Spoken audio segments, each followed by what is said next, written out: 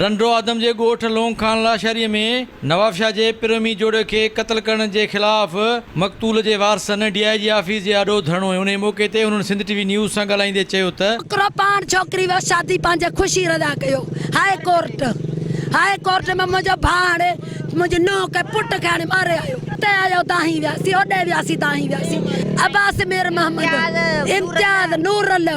एहतजाज इन जे करे पिया कयूं त कोर्ट मैरिज थियो 4 महीना अॻु में छोकिरा आहिनि पाण में मामा मारोट फुफाट छोकिरी छोकिरो उन्हनि वञी कोर्ट मैरिज कयो अॻु में हिननि रिश्तो घुरियो रिश्तो न मिलियो हिननि खां पोइ वरी हिननि पंहिंजो कोर्ट मैरिज करे पोइ वरी उन खां पोइ वरी हाई कोर्ट में जेको केस हलंदड़ हो अञा ताईं केस हलंदड़ बि आहे त उन खां पोइ वरी जेका सो हाणे हिननि 4 महीननि खां पोइ हिन जा चाचा वञी जेका सो उन्हनि जिते इहे वीचारा रहियल हुया जिते उन्हनि खां लिकी करे डप मां ढिज मां उते रहियल हुया उन्हनि जे घर वञी उन्हनि खे छोकिरी खे छोकिरे खे मथे में बस्ट हणी वञी उते मारियो अथनि। 4 महीना थी आहिनि शादी ऐं हाई कोर्ट बि वरितल आहे प्रोडक्शन निकाह हिननि नौशर विरोध में कयो आहे हिन छोकिरी जा चाचा